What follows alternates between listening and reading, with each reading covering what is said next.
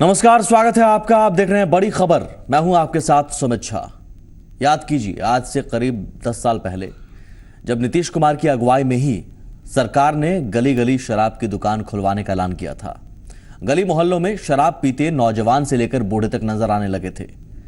लेकिन बिहार की महिलाओं ने इस तस्वीर को बदलने की आवाज बुलंद की और सरकार ने शराबबंदी का ऐलान किया, जिसका सुखद नतीजा हम आपको 4 तस्वीरों के जरिए दिखाने जा रहे हैं। इन 4 तस्वीरों में ये सुखद नतीजा आप महसूस कर सकते हैं। पहली 3 तस्वीरें बिहार के अलग अलग जगहों की हैं।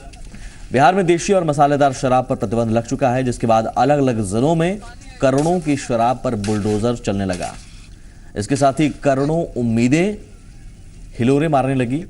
वो उम्मीदें जो इस शराबबंदी से लगी हुई हैं। बिहार में खुशहाली की बयार बहने की तस्वीर है, बदलाव की बयार बहने की तस्वीर है।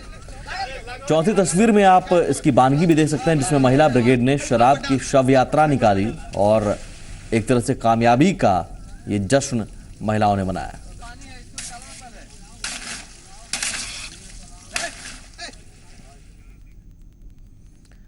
तो शराबबंदी ने कानून का रूप ले लिया है। इसके साथ ही देशी और मसालेदार शराब पर पूर्ण प्रतिबंध लग चुका है और बची खुची देशी शराब पर बुलडोजर चलने लगा।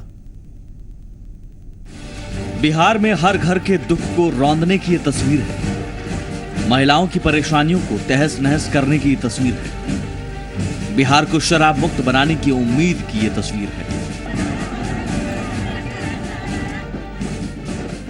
तस्वीर बिहार के अलग अलग हिस्सों की है। कहीं देशी और मसालेदार शराब की बोतलें और पाउच पर जेसीबी मशीन चलाकर उसे नष्ट किया गया, तो कहीं ट्रैक्टर चलाकर शराब की बोतलों को जमींदोज किया गया। सिर्फ पटना में ही 3 करोड़ से ज्यादा की देशी शराब को नष्ट किया गया। जेसीबी से 13 लाख से ज्यादा बोतलें कुचली गई। देखरेख के लिए पटना के डीएम संजय अग्रवाल खुद मौजूद रहे। पूर्ण नशाबंदी जो देशी शराब की है वो लागू हो रही है और आज देशी शराब का जो भी स्टॉक है, चाहे वो देशी शराब हो, मसालेदार शराब हो, उसको प्रशासन के सामने नष्ट किया जाना है। तो 13 लाख से अधिक बोतल्स को, अभी जो 200 ml के बॉटल्स हैं उनको यहाँ पर नष्ट किया जा रहा है। इसकी लागत लगभग 3 करोड़ से अधिक की है और इन सबको प्रशासन के सामने सीसीटीवी के तहत और वीडियो कैमरा के तहत हम लोग पूरा नष्ट करवा रहे हैं, ताकि एक मैसेज जाए कि कल से शराबबंदी पूरी तरह से लागू है और कल से किसी के पास देशी शराब या मसालेदार शराब पाए जाने पर वो कानूनन अपराध है, उनके खिलाफ कार्रवाई की जा सकती। इसके अलावा बिहार के अलग अलग जिलों में करोड़ों की देशी शराब की बोतलों पर बुलडोजर चला। पहले चरण के तहत देशी शराब पर प्रतिबंध लागू हो रहा है, जबकि दूसरे चरण में विदेशी शराब पर प्रतिबंध लगाया जाएगा। दानापुर से इश्तियाक, आरा से मनीष और सुपौल से मोहन प्रकाश के साथ ब्यूरो रिपोर्ट, जी मीडिया। जाहिर है ये तस्वीरें सुकून देने वाली हैं, खासतौर पर महिलाओं को। दरअसल महिलाओं के आंदोलन का ही ये सुखद नतीजा है और यही वजह है कि पटना में राष्ट्रीय महिला ब्रिगेड की महिलाओं ने जागरूकता अभियान निकाला। महिलाओं ने शराब रूपी महाकाल की शव यात्रा भी निकाली और एक तरह से कामयाबी का जश्न मनाते नजर आए। देखिए,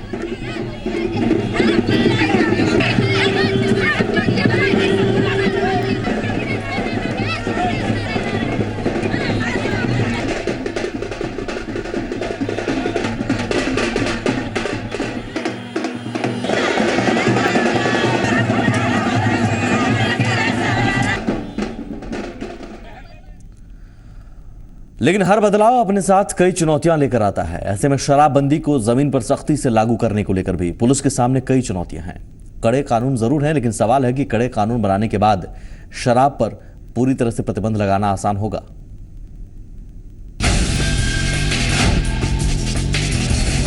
ये तस्वीर बेगूसराय की है। देशी शराब कारोबारियों के खिलाफ दियारा में पुलिस का अभियान।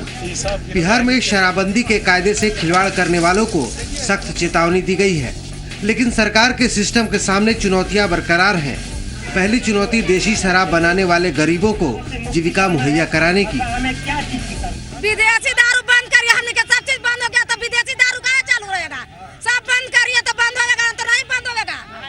हाँ, नहीं बंद होगा महुआ वाला दारू। जब विदेशी दारू नहीं बंद करेंगे तो महुआ वाला दारू नहीं बंद करेंगे। हमने के मर्दाना नहीं है तो क्या करके खाएंगे? महीना ने राशन मिलता, 6 महीना पर पुलिस ने भी कमर कस लिया है। पुलिस काउंसलिंग कर रही है, कार्रवाई से पहले समझा रही है, लेकिन दूसरी चुनौती यही है, पुलिस भी इसे मान रही है। शराबबंदी को लेकर जितने भी इसके आयाम हैं, उन सभी आयामों पर एक साथ आप काम कर रहे हैं और पुलिस जो है, पुलिस का उसमें महत्वपूर्ण भूमिका है। शराब कारोबारी धंधा चौपट हो जाने की दलील दे रहे हैं और पीने वाले हैं कि मानते नहीं। इन्हें रास्ते पर लाना सरकार की तीसरी चुनौती है। बिजनेस तो एकदम ठप पड़ जाएगा जी। मेंटेन अब तो रोड के चलते भी रोड कम चलती है, बिजनेस अब तो देखिए क्या होता है आगे, एकदम बिजनेस तो ठप पड़ जाएगा। हम लोग को 22 को 20 को स्टाफ था, अब कैसे पेमेंट सब लोगों को। हम तो सर यही कहना चाहेंगे, शराब बंद हो जाएगा तो हम लोग जानते हैं बहुत दुखी हो जाएंगे। शराब है जो हम लोग दिन भर काम करते हैं, शाम को हम लोग पी पा के थोड़ा थकान को दूर करते हैं। ये तो बहुत बेकार, सरकार हम लोग के साथ बहुत अन्याय कर रही है। सरकार को ऐसा काम नहीं करना चाहिए था। फिलहाल तो विदेशी शराब की चुनिंदा दुकानें ही नजर आएंगी, लेकिन सरकार के इस फैसले से उम्मीद है कि पीने का मतलब हमेशा के लिए बदल जाएगा। आनंद अमृतराज, जी मीडिया, पटना। और जाहिर है शायद यही वजह है कि इन तमाम चुनौतियों से पार पाने के लिए अब पुलिसकर्मियों की नियुक्ति भी होगी, पुलिसकर्मियों की कमी भी दूर की जाएगी। बिहार में सब इंस्पेक्टर रैंक के पुलिसकर्मियों की कमी दूर करने की नई पहल बिहार सरकार ने की है। विधानसभा में बिहार पुलिस अवर सेवा आयोग के विधेयक को मंजूरी मिल गई है और अब नियुक्ति के लिए आयोग के गठन का रास्ता साफ हो गया है। मुख्यमंत्री नीतीश कुमार ने इस विधेयक को सदन के पटल पर रखा, जिसे सबकी सहमति से पारित कर दिया गया। इस आयोग के अध्यक्ष डीजीपी या एडीजीपी स्तर के अधिकारी होंगे। मुख्यमंत्री ने कहा कि कर्मचारी चयन आयोग के सामने काम के बोझ की वजह नियुक्ति को लेकर कई मुश्किलें थी, इसलिए नया आयोग सब इंस्पेक्टर रैंक तक के पुलिसकर्मियों के लिए संयुक्त प्रतियोगिता परीक्षा आयोजित करेगा। बिहार पुलिस अवर सेवा आयोग का गठन किया जाए और उसी उद्देश्य से इस विधेयक को लाया गया है। एक अलग आयोग का गठन किया जाएगा और इसमें पुलिस के पदाधिकारी रहेंगे। अध्यक्ष के पद पर 2 सदस्य भी पुलिस सेवा के होंगे, लेकिन बाकी के 2 सदस्य होंगे वे अन्य सेवाओं के होंगे। अब आपको बताते हैं बिहार पुलिस अवर सेवा आयोग विधेयक क्या है और उसमें क्या प्रावधान है। बिहार पुलिस अवर सेवा आयोग के विधेयक को मंजूरी मिल चुकी है। सब इंस्पेक्टर की बहाली के लिए आयोग अलग बनेगा, एक नया आयोग बनेगा जो सब इंस्पेक्टर रैंक की नियुक्ति करेगा, सब इंस्पेक्टर की बहाली करेगा। फिलहाल इनकी बहाली कर्मचारी चयन आयोग यानी एसएससी से होती है। आयोग के जरिए पुलिस, होमगार्ड, अग्निशमन सेवा में सब इंस्पेक्टर की बहाली हो सकेगी। इसके अलावा वन विभाग, उत्पाद विभाग और परिवहन विभाग में भी बहाली होगी। संयुक्त प्रतियोगिता परीक्षा के जरिए ये बहाली की जाएगी, यानी एक ही परीक्षा ली जाएगी। डीजीपी या एडीजीपी स्तर के कार्यरत या रिटायर्ड अधिकारी आयोग के अध्यक्ष होंगे। इसके अलावा आईजी, डीआईजी या एसपी स्तर के कार्यरत या रिटायर्ड 2 अधिकारी इस आयोग के सदस्य होंगे। इनमें कोई एक सदस्य सचिव भी होगा। गृह, वन, निबंधन, उत्पाद, परिवहन और आपदा प्रबंधन विभागों के संयुक्त सचिव स्तर के अधिकतम 2 सदस्य होंगे। इनमें से 1 अल्पसंख्यक और 1 अनुसूचित जाति जनजाति के सदस्य होंगे। अध्यक्ष और सदस्य का कार्यकाल 3 साल या 68 साल की उम्र पूरी होने तक होगी। आयोग का मुख्यालय पटना में होगा। तो जाहिर है एक नई पहल पुलिसकर्मियों की कमी को दूर करने की।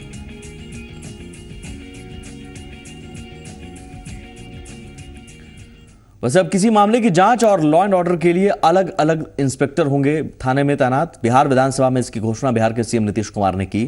विधानसभा में बिहार पुलिस अवर सेवा आयोग के विधेयक पर चर्चा के दौरान सीएम ने कहा कि जांच और लॉ एंड ऑर्डर की जिम्मेदारी एक साथ होने पर दोनों मामलों में तेजी नहीं आ पाती है। सीएम नीतीश ने कहा कि इसी साल इस नई व्यवस्था को लागू कर दी जाएगी। हम लोगों ने यह तय कर दिया है कि एक निश्चित समय सीमा के अंदर इस वर्ष, यानी इस वर्ष के पूर्वार्ध में ये पूरे तौर पर लागू हो जाएगा और प्रत्येक थाने में अनुसंधान की जिम्मेवारी अलग, लॉ एंड ऑर्डर की जिम्मेवारी अलग, ये पूरे तौर पर निर्धारित होगा और वह विधि सम्मत कार्य एक्ट का प्रोविजन है, उसका ही हम लोग सही ढंग से पालन करा पाए। बात अब उस तस्वीर की जिसने महागठबंधन की अंदरूनी तस्वीर को लेकर कई सवाल खड़े कर दिए हैं। अखबार में छपे चंद विज्ञापनों ने एक बार फिर सवाल खड़े कर दिए कि क्या महागठबंधन में सब कुछ ठीक है।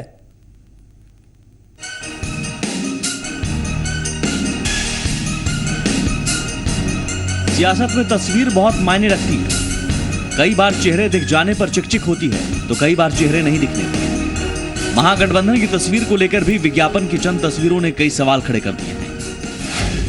तस्वीर नंबर 1, तस्वीर सड़क निर्माण विभाग की ओर से जारी किए गए विज्ञापन की है। पटना में जीपीएस युक्त एम्बुलेंस के उद्घाटन समारोह का यह विज्ञापन है। 30 मार्च को लगभग सभी अखबारों में छपे इस विज्ञापन में डिप्टी सीएम और पथ निर्माण मंत्री तेजस्वी यादव की बड़ी तस्वीर छपी है, लेकिन बिहार के सीएम नीतीश कुमार की तस्वीर गायब है। तस्वीर नंबर 2, 27 मार्च को डुमरिया रानीगंज स्टेट हाईवे के लोकार्पण के विज्ञापन की तस्वीर है। इसमें सीएम नीतीश कुमार की बड़ी तस्वीर तो है, लेकिन डिप्टी सीएम तेजस्वी यादव की नहीं है, जिसमें वो खुद शामिल भी हुए थे। तस्वीर नंबर 3, ये तस्वीर IGIMS की कई सुविधाओं की शुरुआत के लिए प्रकाशित विज्ञापन का है, जो 26 मार्च को छपा था। इसमें भी सीएम की तस्वीर है, लेकिन स्वास्थ्य मंत्री तेज प्रताप यादव की नहीं। ये कार्यक्रम अंतिम वक्त में रद्द कर दिया गया था, जिसके पीछे स्वास्थ्य मंत्री की तबीयत खराब होने का हवाला दिया गया। लेकिन बीजेपी इन विज्ञापनों के पीछे महागठबंधन के अंदर की बिगड़ती तस्वीर को वजह बता रही है। ये जनता दल और आरजेडी के बीच में टकराहट बढ़ गई है। आपको याद होगा IGIMS में स्वास्थ्य विभाग का एक कार्यक्रम था जो कैंसिल हो गया। उसमें तेज प्रताप यादव का फोटो नहीं था, क्योंकि स्वास्थ्य मंत्री उसके बावजूद फोटो नहीं था। उसी की प्रतिक्रिया में तेजस्वी यादव ने मुख्यमंत्री का फोटो नहीं दिया। सामान्य परंपरा रही है यहाँ कि सभी विज्ञापनों में मुख्यमंत्री का फोटो रहता है। वैसे ही सरकार ने फोटो और नाम देने के प्रोटोकॉल को तोड़ने का काम किया है। मैं तो मुख्यमंत्री से आग्रह करूंगा कि वो फिर से स्पष्ट करें कि प्रोटोकॉल नीति उनकी क्या होगी। हालांकि डिप्टी सीएम तेजस्वी यादव पलटवार करते हुए विपक्ष को ज्ञान नहीं होने की बात कह रहे हैं, जबकि जेडीयू भी महागठबंधन में सब कुछ ठीक होने की दलील दे रहा है। जिन लोगों ने भी इस सवाल को उठाने का काम किया है, उनको जानकारी का अभाव है। जो सुप्रीम कोर्ट का जो डिसीजन है वो उनको जानकारी प्राप्त कर लेना चाहिए कि उसमें क्या सुप्रीम कोर्ट ने क्या ऑर्डर निकालने का काम किया है। आपको पता होगा कि इससे पहले भी हमारा पालीगंज में भी कार्यक्रम था और अरवल में भी कार्यक्रम था। जो जहाँ का विज्ञापन था उसमें केवल मुख्यमंत्री जी का ही फोटो था। जो सुप्रीम कोर्ट का जो ऑर्डर है, किसी एक का ही फोटो हो सकता है। अगर विभागीय मंत्री अगर कोई कार्यक्रम का उद्घाटन कर रहा है, विज्ञापन देना चाहता है जिसमें कि मुख्यमंत्री आ रहे हैं, तो उसमें केवल सिर्फ मुख्यमंत्री का होगा, विभागीय मंत्री का नहीं होगा। कर्मवादी लोग हैं। बिहार में महागठबंधन की सरकार काम कर रही है। अब विपक्ष ऐसे ही सवाल को उठा करके अपना राजनीतिक हाजमा को दुरुस्त करना चाहती है। जानकारों का मानना है कि पिछले 10 साल में ऐसा कभी नहीं हुआ जब सरकारी विज्ञापन में सीएम की तस्वीर नहीं छपी हो।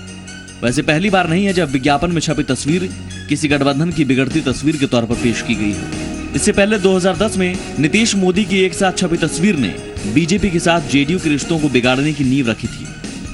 वैसे भी कहा जाता है, सियासत में जो दिखता है वो होता नहीं और जो होता है वो दिखता नहीं। ब्यूरो रिपोर्ट, जी मीडिया। तस्वीर कई बार सियासी तकदीर भी तय करती है। देखना होगा आगे आने वाले दिनों में सियासत की क्या तकदीर होती है। फिलहाल आगे बढ़ते हैं। कोल ब्लॉक आवंटन घोटाला मामले में रुंगटा बंधुओं को 4 अप्रैल को सजा सुनाई जाएगी। 25 मार्च को झारखंड इस्पात प्राइवेट लिमिटेड यानी JIPL और इसके 2 निदेशकों RS रुंगटा और RC रुंगटा को दोषी ठहराया गया था। कोल ब्लॉक घोटाले के 39 मामलों में यह पहला मामला है जिसमें CBI की विशेष कोर्ट ने अपना फैसला सुनाया। कोर्ट ने रुंगटा ब्रदर्स और कंपनी को धोखाधड़ी और आपराधिक साजिश के तहत दोषी ठहराया है। कोर्ट ने फैसले में कहा कि JIPL गैर कानूनी तरीके से लातेहार स्थित नॉर्थ धादु कोल ब्लॉक को हासिल किया। फिलहाल RS रुंगटा और RC रुंगटा हिरासत में है। रुंगटा ब्रदर्स झारखंड के बड़े उद्योगपतियों में शुमार है। झारखंड के साथ ही दिल्ली, हरियाणा, ओडिशा, पश्चिम बंगाल में इनका बिजनेस फैला हुआ है। कोल, सीमेंट, रियल एस्टेट सहित कई दूसरे इंडस्ट्रीज भी चलाते हैं। रामगढ़ इलाके में इनकी कई कंपनियां चल रही हैं। कोयला आवंटन घोटाला 2012 में उस वक्त सुर्खियों में आया था जब नियंत्रक और महालेखा परीक्षक यानी कैग ने एक रिपोर्ट में कहा था कि कोल ब्लॉक के आवंटन में 1,86,000 करोड़ रुपए का घोटाला हुआ है। आरोप है कि कंपनियों को कोयले की खान बिना कोई बोली लगाए दी गई। इस मामले में 25 कंपनियों को विभिन्न राज्यों में कोयले की खानें दी गई थीं। कैग की रिपोर्ट संसद में भी पेश की गई थी।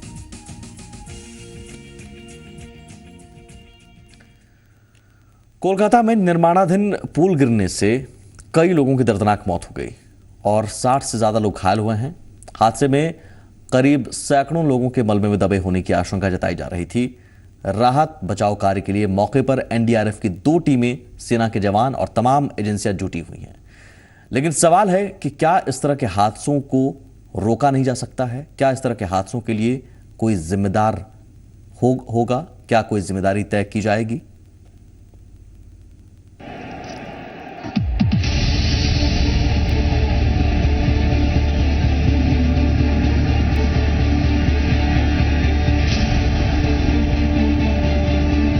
सैकड़ों आदमी दब के मर गया।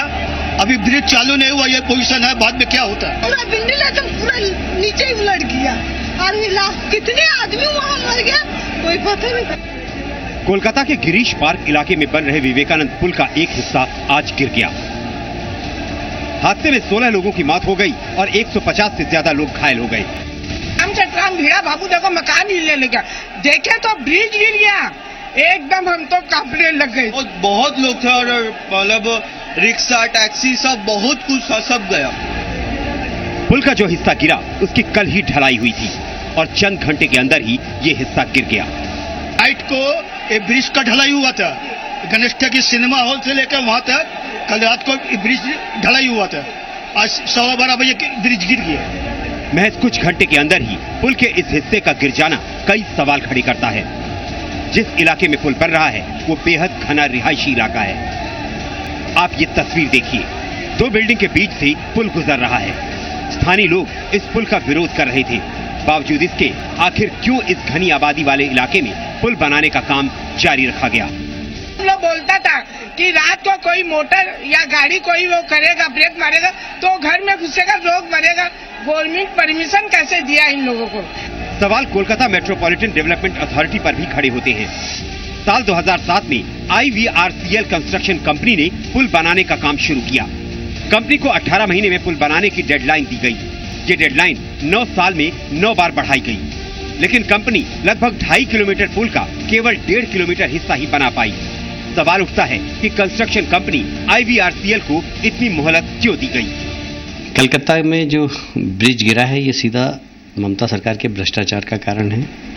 ये भीड़ भरे इलाके में ब्रिज बनना था, वहाँ पर सेफ्टी का विशेष ध्यान रखना था, किंतु अधिकारी और वहाँ के नेता सिर्फ भ्रष्टाचार में लगे हुए हैं।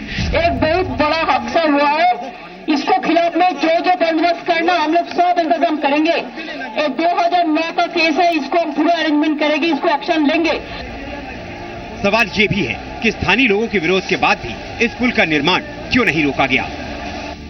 साल 2009 में इस पुल के निर्माण पर स्टे लगाने की मांग करते हुए स्थानीय लोग कोर्ट गए और शिकायत दर्ज कराई कि निर्माणाधीन विवेकानंद पुल उनके घर से कुछ इंच की दूरी पर ही है, इसलिए इसे रोका जाए।